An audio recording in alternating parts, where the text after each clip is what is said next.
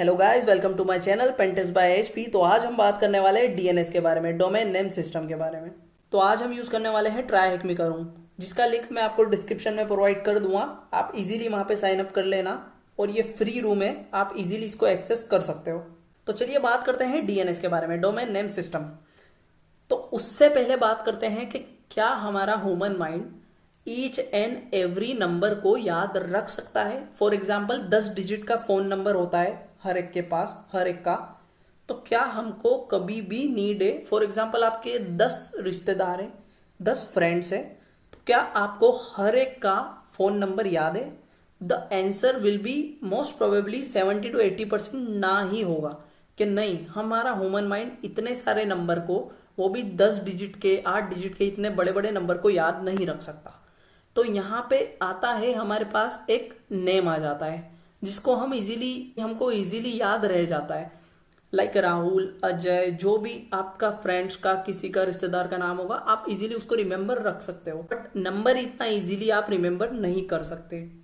तो इसलिए आप यूज करते हो नाम का। आप अपने कांटेक्ट, अगर आप किसी को सेव करते हो तो वहां पे उसका नाम डालते हो, देन उसका फोन नंबर डालते हो। तो जब भी आपको उसको कॉल करना होता है तो आप वहां पे नाम लिख देते हो सर्च बार में, देन आप उसका फोन नंबर आपको मिल जाता तो आप उस पर कॉल कर देते हो। तो इनडायरेक्टली क्या हो रहा है, कॉल तो फोन नंबर पे ही लगा रहे हो, बट इजीली वो नाम की वजह से आप जो है उसका फोन नंबर निकाल पा रहे हो। तो यहीं पे बात आती है इंटरनेट की भी। Each and every machine, each and every server, मतलब सभी मशीन, सभी सर्वर जो है एक आईपी एड्रेस होता है, एक पर्टिकुलर उनका, जिनकी मदद से आप उनको पहचान सकते हो इंटरनेट पे।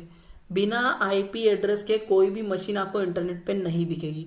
ईच एंड एवरी मशीन का, ईच एंड एवरी सर्वर का, आपका भी लैपटॉप है, आपका भी कंप्यूटर है, आपका भी फोन है, उसका भी एक पर्टिकुलर आईपी एड्रेस होता है जिसकी मदद से कोई और जो है आपको जान पा रहा है, कम्युनिकेशन बिल्ड हो पा रहा है दोनों के बीच में। तो आप जो है ईच एंड एवरी मशीन का, ईच एंड एवरी सर्वर का आईपी एड्रेस नहीं याद कर सकते। जैसा कि मैंने बताया, ह्यूमन माइंड जो है इतना नंबर जो है इतना याद नहीं रख सकता, लेकिन वो नाम याद रख सकता है। तो यहीं पे बात आती है डीएनएस की, डोमेन नेम सिस्टम। तो ये क्या करता है, फॉर एग्जाम्पल आप जा रहे हो google.com पे, तो आप जो google.com पे जा रहे हो ना, तो इनडायरेक्टली आप जो है आईपी एड्रेस पे ही रिक्वेस्ट मार रहे हो, लेकिन आप जो है आईपी एड्रेस आप नहीं डाल रहे हो, वो आपका काम करके दे रहा है डीएनएस, डोमेन नेम सिस्टम। इसको बोलते हैं phone book of the internet. ये क्या करता है, आप जब भी रिक्वेस्ट डालते हो google.com या tryhackme.com, तो सबसे पहले आपका ब्राउजर रिक्वेस्ट डालता है डीएनएस सर्वर पे, डोमेन नेम सिस्टम सर्वर पे। वहां से उसका आईपी एड्रेस देखता है कि क्या इस पर्टिकुलर डोमेन का, google.com का आईपी एड्रेस क्या है। देन वो आईपी एड्रेस लाके जो है आपके ब्राउजर को देता है, देन आप जो है इजीली वहां पे सर्फ कर पाते हो पूरा google.com का पेज। अगर हमारे पास डीएनएस नहीं होता तो हमको each and every web server का आईपी एड्रेस याद करना पड़ता। तो डीएनएस हमारी हेल्प करता है, आईपी एड्रेस हमको याद ना करना पड़े। तो इस वजह से हम जो है डोमेन नेम सिस्टम बनाया गया है, जिसकी मदद से आप जो है सिंपली उसका डोमेन नेम याद करके google.com, microsoft.com, yahoo.com, इनको याद करके आप जो है उनको इजीली एक्सेस कर सकते हो डोमेन नेम सिस्टम के थ्रू। फर्स्ट क्वेश्चन हमारे पास में आता है, what does DNS stand for? तो इसका सिंपली आंसर है डोमेन नेम सिस्टम।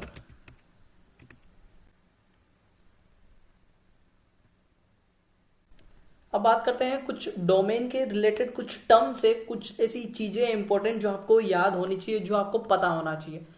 तो आप देखते हो किसी भी साइट पे, जैसे कि यहाँ पे देख सकता हूँ मैं, tryhackme.com आ रहा है, .com, इसको अपन बोलते हैं टॉप लेवल डोमेन। तो टॉप लेवल डोमेन आपके पास में और भी होते हैं, .mil, .government, .education, .com। तो ये सब आपके टॉप लेवल डोमेन में आते हैं। जो आप देखते हो ना डोमेन नेम में, google.com में .com आता है, फिर जो है आपका yahoo.com में .com आता है, तो वो .com जो आता है ना, पीछे का लास्ट वाला पार्ट, उसको टॉप लेवल डोमेन बोला जाता है।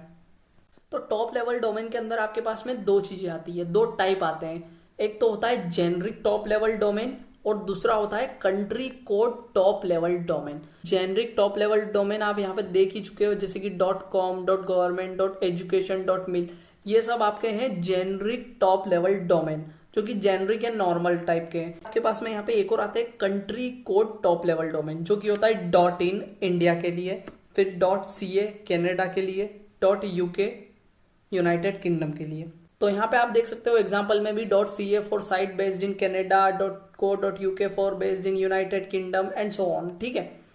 और भी आपको जो है जेनरिक वाले भी .online क्लब, वेबसाइट .biz, ये आपको बहुत सारे यहाँ पे आपको मिल जाएंगे। तो ये होते हैं टॉप लेवल डोमेन। अब बात करते हैं सेकेंड लेवल डोमेन के बारे में। तो टॉप लेवल डोमेन से पहले जो वर्ड आता है, पहले जो चीज आती है, उसको बोलते हैं सेकेंड लेवल डोमेन। जैसे कि आप यहाँ पे देख सकते हो कि .com से पहले आ रहा है यहाँ पे TryHackMe लिखा हुआ, तो ये हमारा होता है सेकेंड लेवल। यहाँ पे TryHackMe क्या हो गया, हमारा सेकेंड लेवल डोमेन हो गया। और सेकेंड लेवल डोमेन जो है आप 63 कैरेक्टर्स तक ही यूज कर सकते हो, और उसके अंदर भी कुछ होती है लिमिट यहाँ पे कि only use A to Z 0 to 9 and hyphens, ठीक है। A से लेके Z तक वर्ड्स यूज कर सकते हो, 0 से लेके 9 तक जो है नंबर्स यूज कर सकते हो, और हाइफन्स यूज कर सकते हो। और लेकिन जो है स्टार्ट और एंड आप हाइफन से नहीं कर सकते, ठीक है। और आप जो है कंजिक्यूटिव हाइफन भी नहीं लगा सकते। ये दोनों कंडीशन यहाँ पे आपकी मैच होनी चाहिए, तभी आप जो है सेकेंड लेवल डोमेन वो एलिजिबल होगा। तो अब बात करते हैं सब डोमेन के बारे में। तो आप जो है बहुत सारे सब डोमेन भी बना सकते हो। फॉर एग्जाम्पल, अगर आपको साइट बनाई है, आपने कोई सी वेब एप्लीकेशन बनाई है, जैसे कि बात करते हैं tryhackme.com के बारे में ही। तो tryhackme.com अगर चाहता है कि ब्लॉग पोस्ट लिखना, ब्लॉग वगैरह लिखना, तो वो एक और सब डोमेन बना सकता है blog.tryhackme.com। और भी बहुत सारे वो admin.tryhackme.com, जहाँ पे वो एडमिन से रिलेटेड वर्क करेगा या फिर एडमिन से रिलेटेड उसको एक्सेस देगा, तो वो एडमिन के लिए बना सकता है। और भी बहुत सारे अगर वो चाहे तो उसके रिलेटेड सब डोमेन बना सकता है। तो इसके अंदर भी कुछ कंडीशंस होती है कि पूरा सब डोमेन की लिमिट भी यहाँ पे दे रखी है, जो कि 253, उससे ज्यादा नहीं होना चाहिए। मीन्स पूरा सब डोमेन, जैसे कि jupyter.server.tryhackme.com है ना, तो ये मैक्सिमम 253 होना चाहिए, इससे ज्यादा नहीं होना चाहिए। जैसे कि यहाँ पे दे रखा है ना jupyter.servers.tryhackme.com, तो आप जो है इसको कितना भी खींच सकते हो, लेकिन मैक्सिमम 253, उससे ज्यादा आपका नहीं होना चाहिए। तो चलिए अब चलते हैं क्वेश्चन आंसर्स के ऊपर। What is the maximum length of a सब डोमेन? तो जैसा कि हमने देखा है यहाँ पे 63 है। Which of the following character cannot be used in a subdomain? 3 हम यूज कर सकते हैं, B को भी यूज कर सकते हैं एज अ कैरेक्टर, और अंडरस्कोर आया तो हम अंडरस्कोर नहीं यूज कर सकते, हम हाइफन यूज कर सकते हैं। लेकिन वहां पे उसने बोला है साफ साफ कि आप A से लेके Z तक, 0 से लेके 9 तक, और हाइफन, और वो भी कंजिक्यूटिव हाइफन नहीं यूज कर सकते हो। तो यहाँ पे क्या बचता है हमारे पास, अंडरस्कोर। तो हमारा अंडरस्कोर आंसर करेक्ट निकला। What is the maximum length of a domain name? तो जैसा कि मैंने आपको बताया, आप 253 से ज्यादा डोमेन नेम को नहीं खींच सकते, चाहे आप कितने भी लेटर ले लो, लेकिन मैक्सिमम 253 होना चाहिए।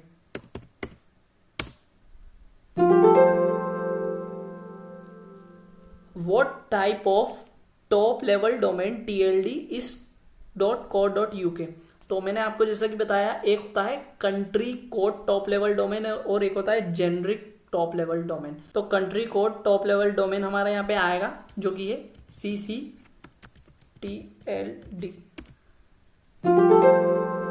अब बात करते हैं रिकॉर्ड टाइप्स की। तो हमारे पास में यहाँ पे बहुत सारे रिकॉर्ड्स होते हैं, A record, CNAME record, TXT record, MX record, तो बहुत सारे रिकॉर्ड्स होते हैं। तो ईच एंड एवरी रिकॉर्ड का हम यहाँ पे देखते हैं जो कि इम्पोर्टेंट है। तो सबसे पहले बात आती है यहाँ पे ए रिकॉर्ड। अपने डोमेन नेम सिस्टम में ए रिकॉर्ड होता है, जो क्या करता है, आपका IPv4 एड्रेस जो होता है ना आपके वेबसाइट का, वेब सर्वर का, उसको पॉइंट आउट करता है। तो आपने फॉर एग्जांपल कहीं से अगर डोमेन नेम लिया, GoDaddy से, होस्टिंगर से, कहीं से भी आपने अगर डोमेन नेम लिया, तो वहां पे आपको ये सब रिकॉर्ड देखने को मिल जाएंगे। फॉर एग्जाम्पल, आपने GoDaddy से डोमेन परचेस किया hacker.com, लेकिन hacker.com जो आपकी साइट चल रही है वो किसी और जगह AWS पे चल रही है। तो अब आप क्या करोगे, आप AWS का IP एड्रेस, वो जो सर्वर का IP एड्रेस जहां पे आपकी वेबसाइट चल रही है, वो IP एड्रेस लाके आप जो है GoDaddy में जाके ए रिकॉर्ड बना के और वहां पे पॉइंट आउट करोगे अपने डोमेन नेम सिस्टम में। ऐसे जो है ए रिकॉर्ड आपका काम करता है, आपका डोमेन नेम और आपका IP, वहां पे आप जो है बता सकते हो कि मेरे को किस IP से, किस वेब सर्वर से रिजॉल्व करवाना है, ऐसा। अब आता है 4A रिकॉर्ड। तो ये इसलिए यूज होता है, यहाँ पे बस IP एड्रेस जो है IPv4 की जगह IPv6 का IP एड्रेस आ जाता है। तो बहुत सारे जो है IPv6 भी यूज़ कर रहे हैं, तो वहाँ पे आप जो अगर आप IPv6 यूज़ कर रहे हो अपने AWS में या कहीं पे भी, तो आप उसका वहाँ पे डाल सकते हो। Just the replacement of IPv4 to IPv6। IPv4 के लिए आप A रिकॉर्ड यूज़ करते हो और IPv6 के लिए आप 4A रिकॉर्ड यूज़ करते हो।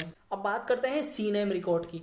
तो CNAME रिकॉर्ड क्या करता है, फॉर एग्जाम्पल आपने जो है CNAME रिकॉर्ड में डाल दिया कि store.tryhacme.com जो है वो कहाँ पे जाना चाहिए आपका, shops.shopify.com पे। तो क्या होगा, जो भी कोई store.tryhacme.com पे अगर रिक्वेस्ट डालेगा तो वो ऑटोमेटिकली जो है वो shops.shopify.com पे चल जाएगा। तो एक तरीके से यूँ समझ लो, डोमेन नेम से डोमेन नेम पे रिजॉल्व करने के लिए इसको यूज़ किया जाता है। तो अगर आपने यहाँ पे store.tryhacme.com पे अगर रिक्वेस्ट डाली तो ऑटोमेटिकली वो जो है shops.shopify.com पे चला जाएगा। देन वहाँ पे जाने के बाद उसका DNS सर्वर जो भी कॉन्फ़िगर होगा उसको साइट दिखाना है वो आपको दिखा देगा। तो एक डोमेन से दूसरे डोमेन पे रिक्वेस्ट लगाने के लिए हम इसको यूज़ करते हैं। MX record, mail exchange record. तो आप जो है यहाँ पे बताते हो कि आपका जो डोमेन है, फॉर एग्जांपल tryhacme.com, तो इसका मेल सर्वर कहाँ पे है। अगर आपके पास में tryhacme से अगर मेल आएगा तो उसके पीछे लिखा होगा, देखना उसका डोमेन नेम लिखा होगा tryhacme.com। तो वो क्या करता है, वो कैसे काम हो रहा है, वो आप सेंड कर रहे हो तो वो उसी सर्वर पे कैसे जा रहा है और उसी से कैसे आ रहा है आपके पास में मेल। तो ये सब जो है MX रिकॉर्ड के थ्रू होता है। आप यहाँ पे बताते हो कि मुझे कौन सा सर्वर अपने डोमेन के लिए यूज़ करना है, मेल सर्वर। अगर आप चाहते हो कि सिंपली आप गूगल का यूज़ करना चाहते हो तो आप वहाँ पे उसका भी डाल सकते हो। लेकिन अगर आप मेल सर्वर का, अगर आपने कोई GoDaddy से ही अगर परचेज किया है मेल सर्वर भी, उसका डोमेन लेके यहाँ पे पॉइंट कर सकते हो अपने डोमेन से वहाँ पे। तो ये यूज़ होता है MX रिकॉर्ड का। अब बात करते हैं TXT रिकॉर्ड का। तो TXT record is a simple text. कुछ भी आपको ऐड करना है तो आप वहाँ पे यूज़ कर सकते हो। कुछ भी नोट आपको लिखना है, कुछ भी आपको अगर अपने डोमेन पे लिखना है, फॉर एग्जांपल ओनर का या फिर कुछ भी, आप वहाँ पे लिख सकते हो। एज अ टेक्स्ट के फॉर्म में वो शो करेगा, उसका कोई ऐसा इम्पैक्ट नहीं पड़ता। आप लिखना चाहो तो लिख सकते हो, अगर आप इसको ऐड करना चाहो तो कर सकते हो, अगर नहीं करते हो तो भी कोई ऐसा मैंडेटरी नहीं होता है। अगर आप MX रिकॉर्ड भी नहीं करना चाहते हो तो भी ऐसा कोई मैंडेटरी नहीं होता है। ना ही CNAME रिकॉर्ड मैंडेटरी होता है, ना ही 4A रिकॉर्ड मैंडेटरी होता है। लेकिन हाँ, आपको या तो A रिकॉर्ड डालना पड़ेगा या फिर 4A रिकॉर्ड, दोनों में से एक तो डालना ही पड़ेगा। कहीं तो आपको पॉइंट करना ही पड़ेगा।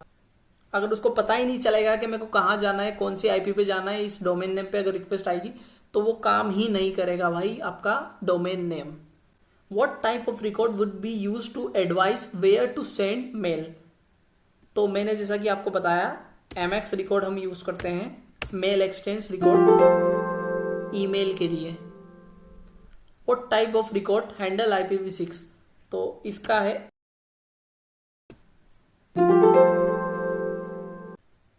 अब बात करते हैं क्या होता है अगर आप जो है DNS पे अगर रिक्वेस्ट डालते हो।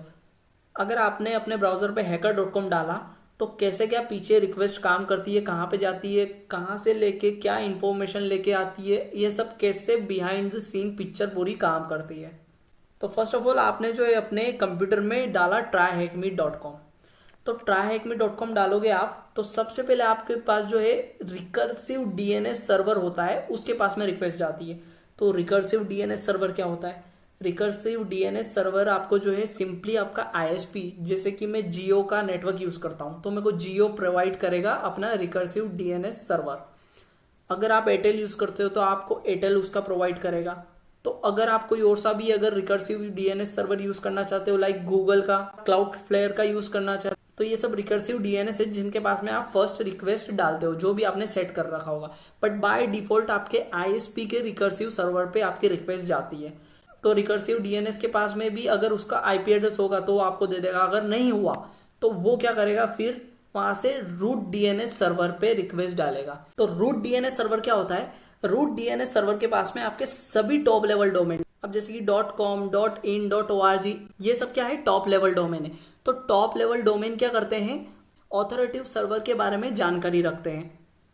तो ऑथोरेटिव सर्वर क्या है? ऑथोरेटिव सर्वर जो है वो ऐसा सर्वर है जिनके पास में आपने जो रिक्वेस्ट डाली है ना tryhacme.com या कोई सा भी डोमेन, उन सब का जो है DNS रिकॉर्ड पड़ा हुआ है। तो उन सबके करस्पॉन्डिंग जो भी आईपी एड्रेस होगा, जैसे कि अगर मैंने tryhackme.com रिक्वेस्ट किया है तो उसके करस्पॉन्डिंग जो भी आईपी एड्रेस होगा वो मुझे लाके दे देगा। तो इस तरीके से पूरा प्रोसेस काम करता है। आप रिक्वेस्ट डालते हो, वो आपके आईएसपी के रिकर्सिव सर्वर पे जाता है, देन अगर उसको वहां से भी नहीं मिलता है देन वो रूट डीएनएस पे जाता है, वहां से टॉप लेवल डोमेन जो होता है वो देखता है .com है, .in है, या लास्ट में क्या है आपका टॉप लेवल डोमेन, देन वहां पे जाता है। देन टॉप लेवल डोमेन जो है देखता है कि कौन सा ऑथोरेटिव सर्वर है जिसके पास में आपका रिकॉर्ड हो सकता है, देन वो ऑथोरेटिव सर्वर जो है वहां पे रिकॉर्ड आपको मिलता है, देन वो आपको ऐसा कैसा उसका आईपी एड्रेस वहां पे आपको ब्राउजर में शो होता है। तो इस तरीके से पूरी प्रोसेस ये फ्लो काम करता है। और एक और चीज इसके अंदर आती है टाइम टू लीव, TTL। तो ये क्या होता है, फॉर एग्जाम्पल आपने एक बार रिक्वेस्ट कर ली, मैंने एग्जाम्पल के लिए आपको बताया था कि मैं tryhackme.com पहली बार डाल रहा हूँ, तो मैंने अभी इसको एक्सेस कर लिया tryhackme.com को। अगर मेरे को फिर इसको जो है 10 मिनट बाद 15 मिनट बाद अगर tryhackme.com पे फिर से जाना है तो ये सब प्रोसेस नहीं होगी, एक TTL बन जाता है, टाइम टू लीव। क्या होता है वो, आपका लोकल कैशे होता है आपके ब्राउजर के अंदर, एक स्मॉल स्टोरेज होता है बिल्कुल, जो कि स्टोर करता है आपने जो यहाँ से मंगवाया है ना उससे आईपी एड्रेस ये सब करके प्रोसेस पूरी, तो वो वहाँ पे स्टोर हो जाता है कि tryhackme.com का ये आईपी एड्रेस है इसके करस्पॉन्डिंग।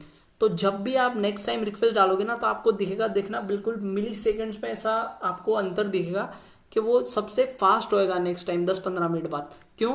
क्योंकि वहां पे आपके लोकल स्टोरेज में ही है, वो वहीं से ले रहा है, सीधा वहां से चेक कर रहा है tryhackme.com का आईपी एड्रेस क्या है और वो वहां से आपको बता रहा है। तो क्या होता है, उसकी मदद से आप जो है इजीली एक्सेस कर पाते हो, फास्ट एक्सेस कर पाते हो अपने डोमेन को।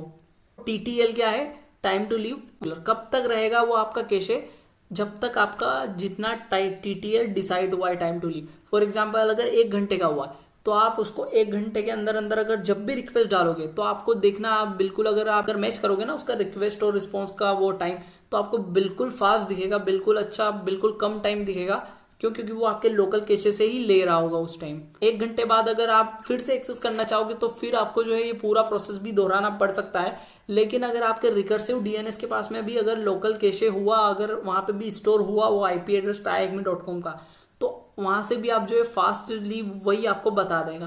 तो इस तरीके से पूरा फ्लो काम करता है। अगर वहां पे उसको नहीं मिला, आपने फिर 1 घंटे बाद एक्सेस किया tryhackme.com, अगर उसको डीएनएस सर्वर पे, रिकर्सिव डीएनएस सर्वर पे नहीं मिला, देन वो रूट पे जाएगा, देन TLD पे जाएगा, देन फिर से जो है वहां से चेक करेगा, देन ऑथोरिटिव पे जाएगा, मैच करेगा रिकॉर्ड्स को, देन वो आपको देगा। तो इस तरीके से पूरी बिहाइंड द पिक्चर काम करती है कि कैसा आपका डीएनएस एक एक चीज जो है यहाँ पे इस तरीके से काम करती है। अब चलते हैं क्वेश्चन आंसर के ऊपर। What field specific how long a DNS record should be केस्ड for. तो जैसा कि मैंने आपको बताया यहाँ पे आएगा TTL, time to live. What type of DNS server is usually provided by your ISP? Recursive DNS server. What type of server holds all the records for a domain? तो जैसा कि मैंने आपको बताया यहाँ पे ऑथोरेटिव जो होता है वो सब हमारे जो है DNS के रिकॉर्ड जो है स्टोर करके रखता है। अब चलते हैं प्रैक्टिकल सेक्शन के ऊपर जो कि लास्ट है हमारा। Using the website on the right we can build a request to make DNS queries and view the result. This the website will also show you the command you did need to run on your own computer if you wish to make the request yourself. Okay, हम यहाँ simply जो है view site के ऊपर click कर देते हैं, then wait करते हैं जब तक ये स्टार्ट होता है। तो जैसा कि आप यहाँ पे देख सकते हो, यहाँ पे अपने साइड में जो एक साइट खुल गई है।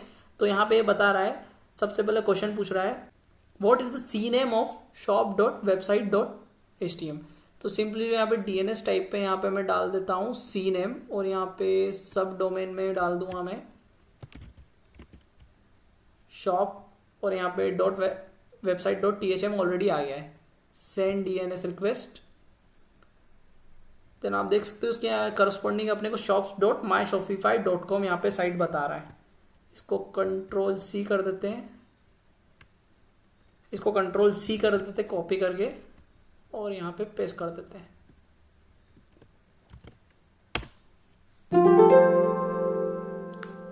नेक्स्ट क्वेश्चन हमसे यहाँ पे पूछ रहा है what is the value of TXT record of website.thm।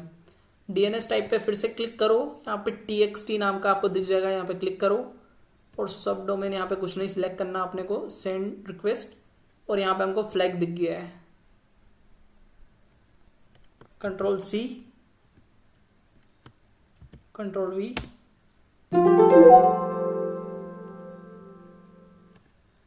What is the numerical priority value for a MX record? Mail exchange record का पूछ रहा है, यहाँ DNS टाइप पे MX रिकॉर्ड डाल के सेंड DNS रिक्वेस्ट। तो यहाँ पे हमको 30 शो हो रहा है, जैसा कि आप देख सकते हो यहाँ पे न्यूमेरिकल प्रायोरिटी वैल्यू।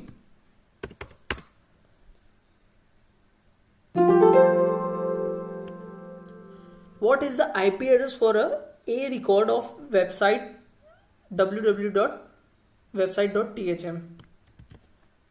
तो यहाँ पे सब डोमेन वैसे हमको डालने की वैसे जरूरत पड़नी नहीं चाहिए, लेकिन ऐसे ही रिक्वेस्ट करके देखते हैं। तो यहाँ पे 10.10.10.10, control C, control V, enter, correct. तो ये रूम हमने जो है पूरा सॉल्व कर लिया है, पूरा कंप्लीट कर लिया है। तो आई होप कि आपको पूरा समझ में आ गया हो कि क्या कैसे डीएनएस काम करता है, क्या कैसे सब चीज़ें वर्क करती है बिहाइंड द प्रोसेस। आप अगर रिक्वेस्ट डालते हो किसी भी डोमेन पे तो कैसे वो आईएसपी के पास में जाता है, फिर आगे जो है रूट लेवल डोमेन के पास में जाता है, वहाँ से कैसे आपको देता है। तो ये सब चीज़ें मैंने आपको बता दी है, आप इसको एक्सप्लोर करो, चेक करो। और यहाँ पे जो है हमने अभी प्रैक्टिकल में ये किया है ना, तो ये एनएस लुकअप, ये हाइफन टाइप है और ये सब। तो एनएस लुकअप एक कमांड लाइन टूल है जिसकी मदद से आप जो है अपने काली लिनक्स हमने जो कल इंस्टॉल किया था, आप उसके अंदर भी इसको यूज़ कर सकते हो, चला सकते हो। और वहाँ पे जो है website.thm की जगह आप google.com जो भी आप करना चाहो किसी भी वेबसाइट का, उन सब के आप रिकॉर्ड भी देख सकते हो, उनका करस्पॉन्डिंग IP एड्रेस वगैरह जो भी आप देखना चाहो वो चेक कर सकते हो। तो एक्सप्लोर करो चीज़ों को, जाओ देखो। मिलते हैं अपने नेक्स्ट वीडियो में अब आपसे। So take care guys, bye bye.